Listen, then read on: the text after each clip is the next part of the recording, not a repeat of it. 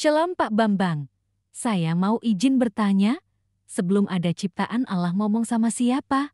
Mohon pencerahannya.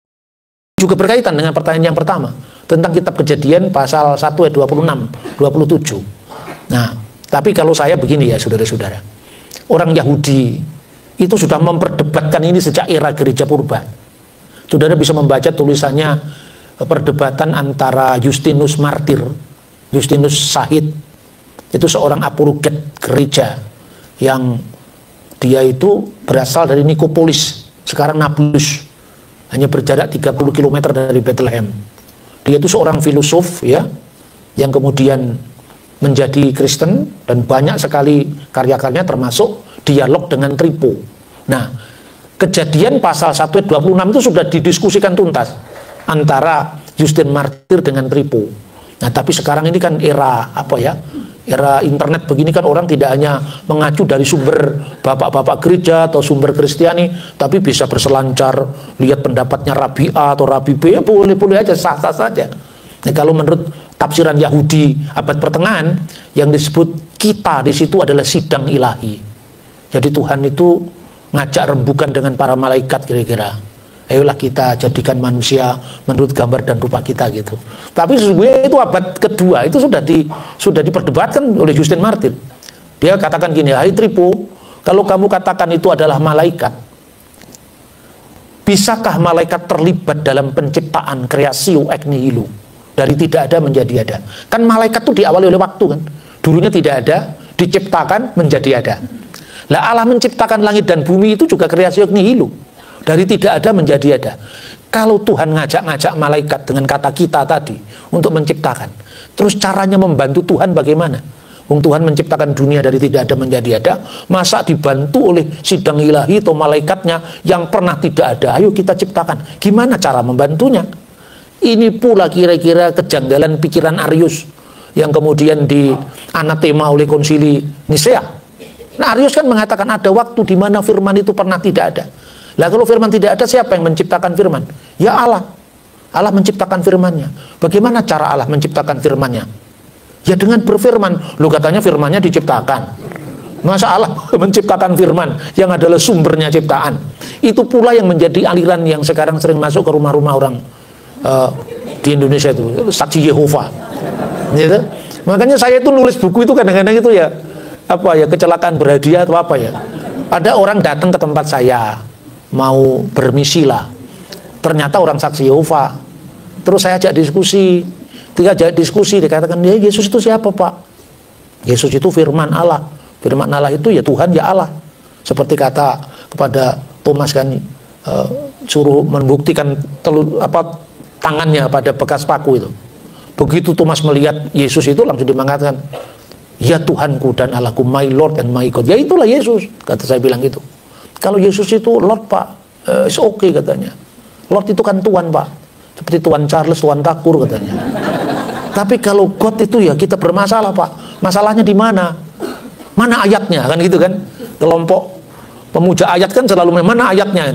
Terus saya bilang, kamu sedikit-sedikit kok ayat, kenapa sih? Gereja itu selama 50-an tahun nggak punya ayat itu. Karena gereja berdiri tahun 33. Surat-surat dalam perjanjian baru ditulis tahun 50-an. Berarti antara tahun 33 sampai tahun 50 itu kitabnya gereja apa? Ya perjanjian lama. Perjanjian lama bedanya apa dengan Yahudi? Nah itu di situ. Kalau orang Yahudi kan, Kristus itu kan bukan Mesias yang ditunggu-tunggu. Makanya dia masih menunggu yang lain. Dalam konteks seperti itulah perdebatan tentang sidang ilahi tadi. Tapi kan kalau saya ini kan bahasa dialog, bukan bahasa yang menghakimi orang. Saya itu berusaha sedapat mungkin tidak mau menyakiti orang lain. Maka saya bilang, kalau dari segi bahasa boleh-boleh aja lah. Karena gini Pak, ini kalau pemikiran orang Yahudi ya, di situ kata kita di situ kan hanya digunakan di ayat 26. Jadi baiklah kita jadikan, itu bahasanya naaseh, edha Adam, Adam itu menurut gambar dan rupanya. Jadi itu Tuhan baru ngajak ngomong malaikat. Tapi ayat 27, maka diciptakanlah manusia itu menurut gambar Allah, laki-laki dan perempuan. Ayat 27 itu menggunakan kata bara. Bara itu dimaknai penciptaan dari tidak ada menjadi ada. Kalau asah ya, naaseh, asah itu asal katanya, Itu dari bahan yang sudah ada, misalnya tempe dibuat dari kedelai, gitu. Dari kayu dibuat jadi meja, itu dibuat, dijadikan, tidak diciptakan. Tidak seorang pun di dunia ini yang bisa ngecat Lombok jadi merah. Tidak ada kan? Hanya Tuhan yang bisa ngecat Lombok jadi merah. Artinya apa? Itu penciptaan. Ayat 27 ini jelas, Allah lah yang menjadi subjek. Jadi malaikat tidak diajak mencipta. Oke. Kalau dari sudut bahasa boleh-boleh saja. Ini cara bahasa, gaya komunikasi orang Jawa ini. Jadi benar Pak, secara gramatikal benar, saya bilang sama benernya, nggak ada yang salah sama benernya. Tapi coba renungkan lebih dalam. Kalau filsafat kan redik gitu katanya Romo Andre itu. Jadi kebenaran radikal itu harus seakar-akarnya. Itu kamu andaikan ketika manusia belum ada, malaikatnya diciptakan lebih dulu. Maka dalam kitab Ayub itu bintang-bintang fajar bersorak-sorai, itu kan malaikat.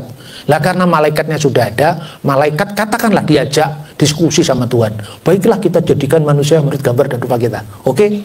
Nah sekarang kita tarik mundur lagi. Sebelum malaikat diciptakan, sebelum bumi langit diciptakan, terus Tuhan bicara dengan siapa? Waduh ini sulit Pak. Nah itu makanya Tritunggal itu mengungkap yang sulit-sulit ini, yang kamu tidak pernah mikir. Maka misteri Tritunggal itu bisa dipahami orang-orang yang cerdas dan berpikiran holistik. Tidak hanya ngomong tentang aspek bahasa, nggak cukup aspek bahasa, harus aspek filosofinya seperti apa. Bicara tentang Tuhan itu kan bicara soal ruang dan waktu. Jadi apa Pak? Kembali kepada tafsiran para bapak gereja. Baca Santo Agustinus, baca Santo Irenaeus. Lah kenapa kok harus santo-santo Pak? Kamu Katolik apa Protestan apa Ortodok? Saya Protestan paham. Itu karena Protestan tidak ada santo, yang ada cuma santoso. Makanya ada sulit itu.